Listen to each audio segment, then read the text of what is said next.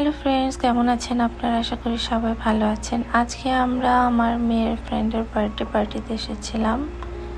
তো ওর এটা স্কুলের ফ্রেন্ড, ওদের মধ্যে খুবই ভালো সম্পর্ক। তো এই জন্য আমার মেয়ে আবদার করলো যে চলো আমরা একটু ওর বার্থডে পার্টিতে যাই। তো আমরাও ভাবলাম ওকে ফাইন, না তো নিয়ে যাই মেয়েটাকে, কারণ সবসময় সময় দেওয়া হয় না। তো আমার মেয়ের ফ্রেন্ডের 9 বছর পূর্ণ হলো। খুব বেশি মানুষ যে এসেছিল তা না, ওর কিছু ফ্রেন্ড আর হচ্ছে ওর কিছু রিলেটিভস, নানা নানি, এটা হচ্ছে ওর মা। তো খুব সিম্পলভাবে সুন্দর করে পার্টিটা হয়েছিল। আমরা পার্কে বসেছিলাম, ওরা ওখানে খেলছিল। এটা হচ্ছে ওর কেক, আর এখানে একটা সুন্দর ঝর্ণার মতন, মানে সুইমিং পুল না, ভেজার একটা জায়গা আছে।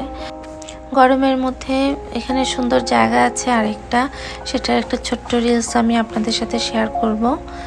তো এখন ওর কেক কাটছে।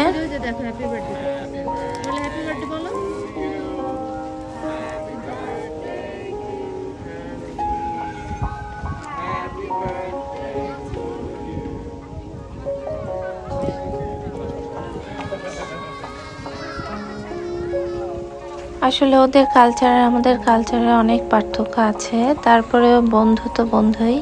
আমার মেয়ের সাথে যেহেতু অনেক ভালো সম্পর্ক ছিল, তো না এসে পারিনি।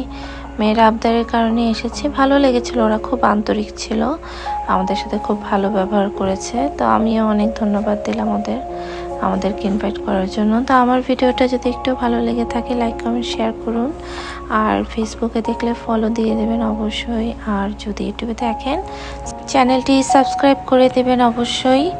আর এখন আমরা কেক খাবো। তো ওরা অনেক স্ন্যাক্স নিয়ে এসেছিল, এখানে আমরা খেয়েছিলাম। তো কেকটা খুবই ভালো লেগেছিল, ভ্যানিলা ফ্লেভার। আমার ভ্যানিলা ফ্লেভার বরাবরই খুবই পছন্দের। তো ওই দিন সকালে আমার খুব কেক খেতে মন চাইছিল। আমরা স্যামস ক্লাবে গিয়েছিলাম শপিং করার জন্য, সেখানে যে কেকের ঘ্রাণ পেয়েছি, কিন্তু ওই কেকগুলো আসলে আমার ভালো লাগে না, তো কেনা হয়নি। তো দুপুরে কেক পেয়েছিলাম। তা আল্লাহ আসলে আমার মনের ইচ্ছে পূরণ করে দিয়েছিল, ভ্যানিলা কেকটাই খাওয়া হয়েছে। ভিডিও শেষে সবার কেক খাওয়ার দৃশ্যটা আপনাদের সাথে আমি শেয়ার করব অবশ্যই, আর সবাই কতটা এনজয় করেছে সেটাও দেখুন। তো এখানে আমি মিউট না করেই সবার এনজয়ের মুহূর্তটা দেখাচ্ছি। আল্লাহ হাফেজ।